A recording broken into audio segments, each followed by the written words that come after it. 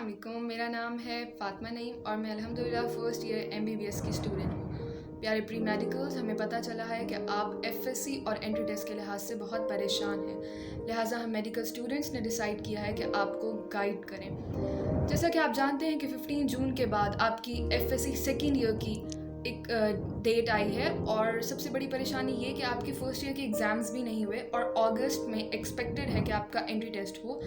लिहाजा आपको बहुत कन्फ्यूजन हो रही होगी कि FSC पे फोकस करें या एंट्री टेस्ट पे, ज़्यादा टाइम किस पर दें और इस नर्वसनेस पर कैसे काबू पाएं। लिहाजा आपको रिलैक्स करने के लिए और कुछ गाइडलाइंस देने के लिए चलिए मेरे फ्रेंड्स की तरफ। अस्सलाम वालेकुम, I am Aria Haider, student of first year MBBS।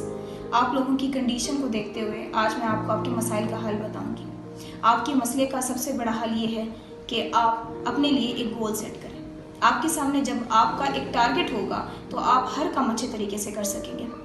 आप लोगों के हालात बिल्कुल हमारे हालात की तरह हैं। पिछले साल भी मार्च में लॉकडाउन लग गया था और सारे FSC के इंस्टीट्यूट बंद हो गए थे और हर तरफ ये रूमर्स फैलना शुरू हो गई थी कि FSC के एग्ज़ाम्स नहीं होंगे और तमाम स्टूडेंट्स ने FSC की तैयारी को एक साइड पे कर दिया था और एंट्री टेस्ट प्रिपरेशन शुरू कर दी थी।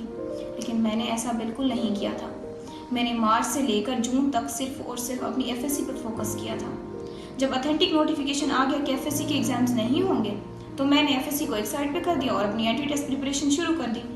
तो क्या ये जो 3 महीने मार्च से लेकर जून तक मैंने FSC पढ़ी वो सारा मेरा ज़ाया हो गया?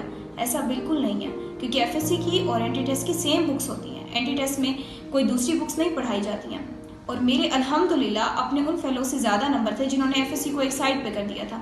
इसलिए मेरे आपके लिए एक मशवरा है कि आप बेशक अकेडमीज़ ज्वाइन करें, लेकिन आपकी फ़र्स्ट प्रायोरिटी आपकी सिर्फ और सिर्फ FSC होनी चाहिए। जी बिल्कुल, जैसा कि एरिया ने कहा, आपने FSC के कॉन्सेप्ट्स को ही स्ट्रॉन्ग बनाएं। एंट्री टेस्ट कोई रॉकेट साइंस नहीं है। यही जो कॉन्सेप्ट्स आप अपने FSC में बिल्डअप करते हैं यही आपके एंट्री टेस्ट में भी काम आते हैं। तो इसलिए आप अपना सबसे ज़्यादा फोकस अपनी FSC पर रखें। अगर आपकी FSC की तैयारी बहुत अच्छी हो जाए तो समझिए कि आप लोगों का एंट्री टेस्ट की तैयारी भी हो गई। तो इसलिए अपने टाइम को बेहतरीन तरीके से यूटिलाइज़ करें। अपना टाइम टेबल बनाएं। दिन में 24 आवर्स में से तकरीबन 12 आवर्स अपनी पढ़ाई को दें। बाकी तमाम एक्टिविटीज़ को आप तर्क कर दें और अपना पूरा फोकस अपनी FSC की तैयारी पर रखें। और अगर आप ये समझ रहे हैं कि FSC की तैयारी में हम एंट्री टेस्ट को इग्नोर कर दें तो इसके बारे में आपको सामा हसन बताएंगे। अस्सलाम वालेकुम, मैं हूँ Sama Hasan, first year MBBS student from Quaid-e-Azam medical college Bahawalpur. जी बच्चों, कैसी जा रही है लाइफ? एग्ज़ाम्स का कोई पता नहीं है और MD-CAT की डेट आ गई है।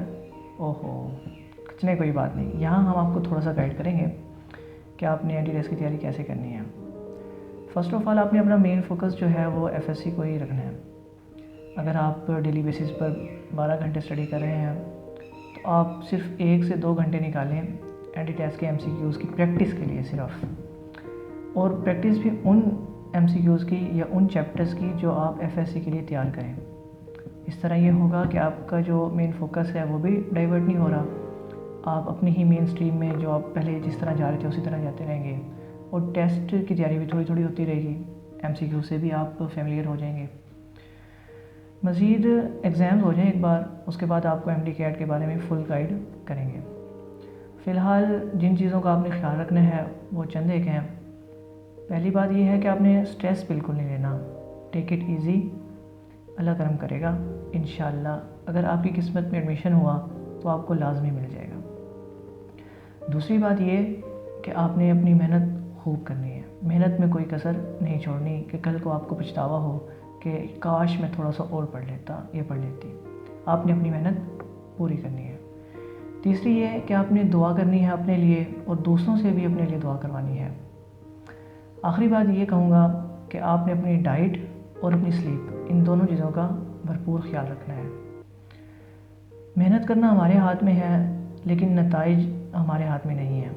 अल्लाह ताला अजर देने वाला है और वो किसी की मेहनत को ज़ाया नहीं करते। शुक्रिया।